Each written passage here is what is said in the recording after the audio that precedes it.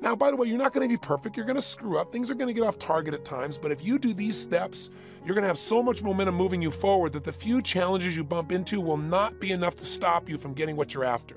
Especially if you do the next step. And that's step number 5. Set the game up to win. Now, what does that mean? You got to set yourself up to win. So many people, when they build their plan, when they organize things, they make it so rigid, so tight, so intense that there's no possibility of you feeling like a success. If you're going to win, you got to be able to reward yourself for doing things approximately right in the beginning. Here's what I mean. If a child is going to actually learn something, and that's what we're doing when we're creating change, right? We're learning how to do things differently. We're learning how to get ourselves to write those songs. We're learning how to get ourselves to work out consistently. We're learning how to take the time for ourselves or create those products. We're relearning. We're learning something. So when you go to learn something, you don't usually do it perfectly the first time. And if you have to do it perfect or you beat yourself up, your brain's going to go, why even try? I don't want to feel like a failure. So you got to set up the game so you can win. Now, the secret then is when you create a plan to do something is do everything you can to make it so it's enjoyable along the way. I call it scoring it. You know, if you think about it, if you go to a movie and there's no music, it's not the same movie. You can go to a movie that's, okay, with a great music, it's like it lifts your emotion, it moves you. So for example, in all my seminars, I use music at various points. I have people move, I do things, I use humor, I use jokes, I put things on the screen, anything I can to score it, to add that additional emotional intensity that makes the process enjoyable, not just the outcome. Does that make sense? Think of it this way. If you're familiar with my work, I teach that all human beings are driven by 6 needs. One of those needs is the need for certainty. We have to be certain we can be comfortable. If you're not certain that you can be comfortable, if you're not certain the ceiling above you is going to stay up, you can't hear anything anybody says. Certainty is a survival instinct. We got to feel that we can avoid pain, we can have some pleasure. So if you're going to work out as an example, you got to make sure you train that trainer to say, listen, in the beginning, your goal is not to kill me. In the beginning, your goal is to get me to enjoy this and to have my body be certain that I can do this successfully day after day. So I know you got to stretch me, but let's do some things that I'm comfortable with initially and get some momentum and build on that success. You know, if you're going to be successful in anything, the second need we have is for uncertainty, which is a code word for variety. God has a sense of humor. He wants us to be certain and uncertain simultaneously. He just wants to twist our brain. And if we are able to take this brain and balance it out, we have tremendous power. When I go to exercise, to me, it was boring to run in the beginning. Now I like it. But in the beginning, I hated it. And there are times when I love it. When I love it is when I add something to it. And what I add to it is incantations, or I add music, because I love music. Or I'd run with a friend, or I do it in an environment that's fun. Or I do something different every day, a different kind of workout, a different kind of movement, a different kind of exercise. Anything that you can do to add variety is going to make you enjoy the process, and now you're going to want to do it as opposed to having to do it. That's part of how you set the game up to win. That's how you get the edge in life. You get the edge by creating enjoyment in the process, not just enjoyment someday when it's all done. So we all have a need for connection, for love. And if you can do something with someone you love, it's just like the young lady was saying. She said she wants to lose weight. Well, she needs a buddy. The buddy will add a sense of connection. The buddy will add variety to the workout. It won't be boring. Another need we all have is a need for significance, to feel like what we're doing matters. Another need we have is to grow. So if you measure your progress, you'll be excited about it. If you only measure it one way, though, like how many pounds you lose, forget it. So maybe what you do is you make a chart of emotions, and you have, bored, tired, angry, frustrated, overwhelmed, and then you go to the other side and you go, calm, comfortable, happy, excited, euphoric, passionate, and maybe you put a little thing at the bottom, day 1 through 31, and then you just chart 2 or 3 times a day. You write down the time of the day, and write, here's where I am, and you mark it, and you chart. As you work out, what happens to your emotions? As you do this morning ritual I told you about, this hour of power, chart where you are after you've worked out. Chart where you are when you don't work out. It'll be real obvious. You'll see you're way up at the top in the peak levels of life and the peak emotions, right? The upper levels whenever you do these things to your body, and you'll feel the lower levels when you're not. Measure more than just weight loss. Measure anything that can give you growth. We all have that need to feel we've grown. So the more you measure things, the more you reinforce it, the better you feel. And finally, contribution. If you can find a way that by working out you're contributing, most of us will do more for others we care about than we'll ever do for ourselves. So there's so many ways to meet your needs. You want now to say, whatever the tasks are at hand, what do I need to do so that I enjoy the process? What can I do to score it? If it's working out, can I add music? Can I work out with a buddy? Can I pray while I'm doing this? Can I do incantations while I'm doing this? What can I do so I'm comfortable? So what can I do so I have different kinds of workouts, so I have variety? What can I do to meet some of these needs so I enjoy the process? Whatever it is. And if it's not working out, if it's building a new project, or if it's losing the weight, or whether it's writing the songs, whatever it is, I want you right now, just come up with 2 or 3 ideas. That's all. You can add this later, that can help you look forward to doing the things that will be necessary in order to achieve your goal. In order to achieve the result you want, what are some things you can do while you're doing it that you can focus on, pay attention to, notice, appreciate, or enjoy that'll enhance the experience? Just take a minute to do this. Write down 2 or 3 things. Turn off that CD and come right back to me. Bye. Okay, so what did you do to juice it up for you? I can tell you the areas people tend to do is they tend to think about things or focus on things they weren't focusing on before. Like one of my friends here was saying that, he realizes that he feels so happy. He feels what he called an abiding exhilaration when he's worked out. He said, it's like joy is always in the background of my life. And he said, I miss it. And he said he feels connected to God, connected to his creator when he writes songs. For the young lady who wanted to lose weight, she loves to read trashy novels, but never has such time. So she said, now I can get on a Stairmaster if I can read myself a good trashy novel while it's happening, then I'll have no pain. I'll be involved in the whole story. That's what'll make it work. She said the other thing is she loves locations. She loves outdoors. She loves, cross-country type environments, or running the stairs that are by a beach. She said, or some really intense terrain. She loves both the view and the difference in the terrain, the variety and the challenge of that makes it significant for her. So those are some things that she added to her list. So all of us can juice things up. The more we juice it up, the more we set up the game to win. Hi, this is Tony Robbins. Welcome back to session number 2 in The Edge. How do we transform our bodies, our emotions, our finances, our relationships, and our life? First, I want to congratulate you for making it to session number 2, because as you probably know, and this blows my mind, most people will invest in a book, a tape, something can change their life, and the minute they get it, they feel comfortable. The minute they get it, they feel no more drive to create a change. And so they look at the package and they feel good and they put it on the shelf. Very few people will ever read past the first chapter in a book, for example. I remember reading years ago that less than 10% of the people who buy a book read past the first chapter. Well, the first session in an audio program is the equivalent of the first chapter. So if you're here, I know you're one of the few who do versus the many who talk, and I want to welcome you back. Here's our focus in this session. There are patterns of success, and there are patterns of failure. What I mean by that is that success leaves clues. People who succeed are not lucky. People that are physically fit and vital and healthy and energetic are not just born with that. They have a pattern of things they think about and they do. So in our first session, we wanted to get you to establish a pattern, an ultimate pattern that would give you time with yourself so that you would focus on the things that matter most and not get sucked into the hypnosis of the culture that says just go, go, go, go, go, and maybe one day wake up someday and you'll be happy. Someday when I have more money, someday when my kids grow up, someday when my kids finally get out of school, someday when I find that person, someday when I get that raise. But of course, the road to someday leads to a town called nowhere. It never shows up. So what I really want to do with you today is I want to have a session with you that I call a results workshop. This is not just listen passively and kind of understand stuff. Well, you can do that in the beginning.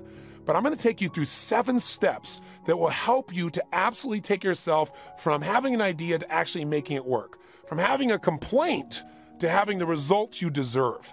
And it's really simple and we'll make it fun. But first, before we do that, one of the things we got to look at is what prevents you from following through? What's preventing you from taking action? And let's relate this both to what we talked about yesterday and creating this beautiful hour of power, this commitment to yourself, this connection with yourself.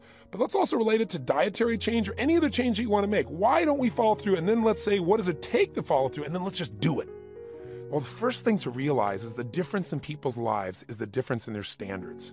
Now, I know that sounds pretty darn basic, but when I say to people, what does it take to change your life? The first thing I always say is raise your standards. Now, what do you mean raise your standards? How basic can you get? What I mean is you got to turn your shoulds into musts. Everybody's got a list of shoulds. I should do this. I should follow through. I should go on a diet. I should do my hour of power. I should spend more time with my kids. I should make more cold calls in my business. But they don't actually do anything.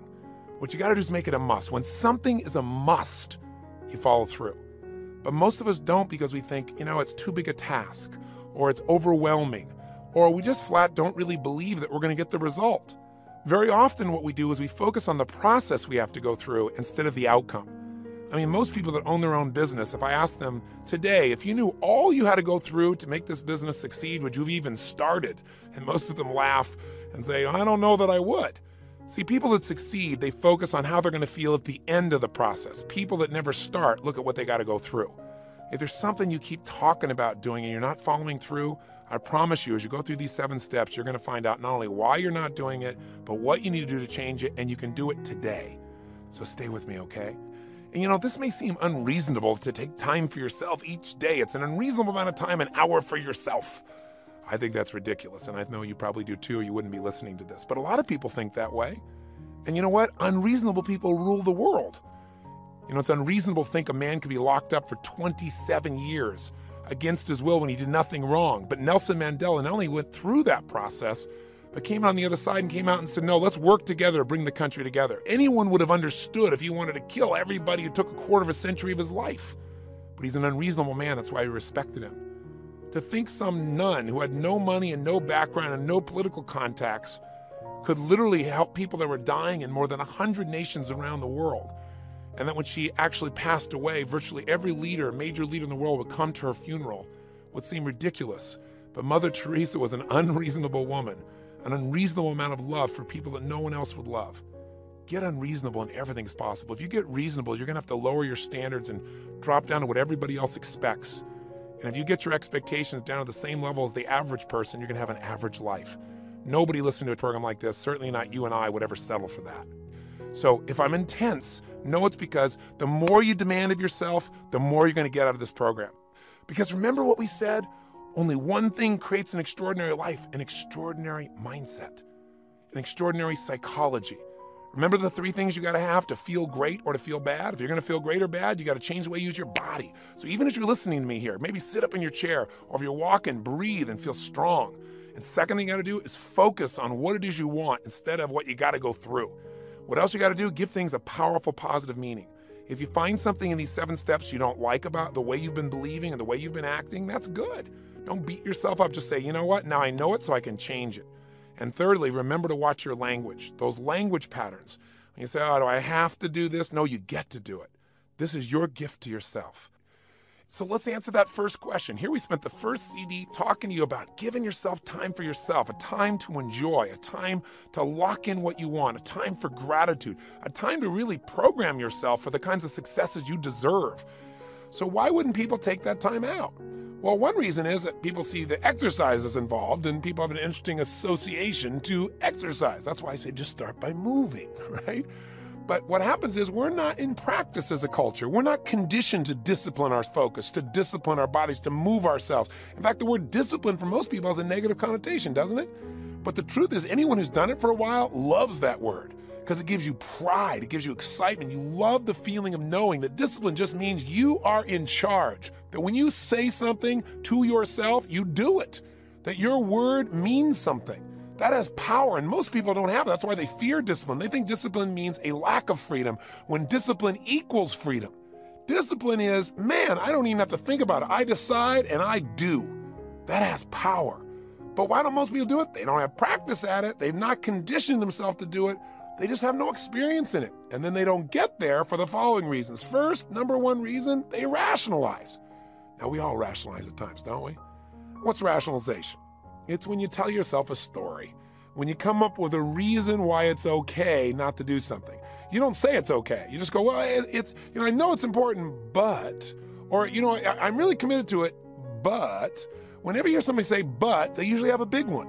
Because what happens is they haven't followed through. They're coming up with excuses about why not to do something, and so they don't do it. So they sit around, they never get the result they want. See, the people say, what are some of the rationalizations? What are some of the stories? Because I always tell people, and I said this to you in the first session, I hope you heard it. The only thing keeping you from what it is you really want is the story you have about why you can't have it. So what's that story? Well, somebody goes, I don't have the time. Listen, this is the only thing that is equal in all of humanity. We do not have equal opportunity. We do not have equal strength or intelligence or background or education or love. The only thing that's equal is the amount of hours we have. And so the truth of the matter is you have all the time there is. Whatever you make a must, you will make happen. If it's a should, it'll happen only if it comes together. So it's not you don't have time, because who creates your schedule? So, well, I'm responsible to everybody. Then take an hour less of sleep and give this to yourself. I guarantee you're going to get further by this hour of focus and movement than you're ever going to do by sleeping. And most people sleep way too much anyway. They're sleeping their life away. But here's the real question. Not what do other people do, what do you do? Honestly, how do you rationalize, and I know you probably don't call it that, none of us do, but we do it. How do you rationalize not doing things? What's the most common rationalizations? In fact, in a moment I want you to turn the CD off, because I bet there's a pattern. Remember we said there are patterns to success and patterns to failure? I'd like you to stop for a second. I want you to write down what are the most common reasons why you don't do things. What are the stories you say? Because you're going to discover you use the same story about exercise you use for other things you don't do. And I want you to take a moment and be honest with yourself, because the antidote to rationalization is self-honesty. And there's immense power in that. Do you agree with me on this? So if you're just in your car and you can't write, pull over. You can write. Grab a pen. Right? Get real. This is your life. It'll only take you a minute. Pull over. Or at least do it in your head. Turn the CD off right now and write down at least 5 rationalizations you use not to follow through. Go. Well, welcome back from your rationalization exercise. Now, what did you learn? Well, I'll tell you what, when I did this, I learned that I was one lying sack of something. I was just telling myself story after story. Did you find that out too? Were you honest with yourself? Seriously? Well, here are the common things people say. The first thing is the one we've already covered. People say, I just don't have time. You'll hear all kinds of patterns around time, by the way. They say, I don't have time. That's the most common one. But then other people say things like, well, I can do it tomorrow. They just manipulate time. It's the ultimate mañana syndrome. And mañana never comes. So this is one of the biggest rationalizations. And what this becomes, understanding how to change, becomes understanding the power of now. See, when you begin to understand the power of now, it's amazing what occurs. Now is what you can do in a moment. The reason people don't start things very often, why they feel they have to rationalize, is they think doing the project is going to be too difficult. It's going to cost them something, time, energy, money, resources, and they want something else. They want immediate comfort. They want to feel good in this moment. They say, well, I'm too tired, or it'll take too long, or it's too far. There's all kinds of these twos that hang out with people. And the pattern of it's too something is really that the person has made what they need to do too big in their head. So one of the things you got to do is understand the power of now and understand the power of chunking, which simply means instead of rationalizing, say, okay, I'm going to do one thing right now. Let me just make one phone call on this. Let me write one paragraph. Let me go out and just walk for 10 minutes. Because see, I used to say, I don't have the hour. So I said, you know what? I've got 10 minutes. Or I've got 20. There's no excuse not to work out for 15 minutes. I can walk for 5, be grateful, and run for 15, and I'll get a good sweat up, but I can be back in 20 minutes and rock and roll. There's no excuse for that. And you know what's happened? I've never gone out and worked out for 20 minutes. Because once you get out there and you start getting into state, you get momentum, don't you? Or I say, okay, I'm just going to make one phone call. Well, I make one, and just getting out of the chair and making that phone call, now I'm in the chair. Well, now I make 3 phone calls, and pretty soon I make 10. Then I get in a conversation. Then I get stimulated. Then I'm in state. Right? This is the kind of thing that happens. It also happens on the negative side. You go, well, I'll just take a minute to rest here. Oh, no. Because once that butt is in the chair, right? Once something gets in motion, it tends to stay in motion. Once something stops, it tends to stay there because you get in state. So most people are avoiding the very thing that would free them. They're avoiding the very thing that would free them also from the feelings that they have this huge project to deal with. Just do it. And in the context of your hour of power, there's no excuse. You should wake up and move. Throw on your clothes and go. Throw on your tension and go. Don't even take time to think. Make it a habit that when you roll out of bed, into your shoes. You roll out of bed, into your gear. If you'll do that, you'll have momentum. You won't have time to rationalize. You'll be busy rationalizing while you're walking, and by that time, it'll be too late. Okay? So setting up systems is a great way, but the first step is identifying, what you're doing a good job of here. What is the story you're telling yourself about why you can't do this? It'll be better tomorrow. I don't have time. I'm too tired. It's too late. It's too far. It might not work, or it might work and then I'll be even more successful and then I'll be even more busy and I have no time. Whatever story you're telling yourself, drop the story. Because what I've learned is that most people lie to themselves and that those lies are sucking the juice out of your life. Honesty, even if it's a little uncomfortable, creates freedom. And so the real freedom is when you can tell yourself the truth and you can act upon it quickly and not sit there and think about it forever. I remember I met General Schwarzkopf for the first time many years ago, and now he's a good friend. And when I first met him, I was talking about what is it that a leader must do? And he said, tell the truth. Tell the truth to himself, tell the truth to the troops. And that's what leaders got to do, get people to tell the truth to each other.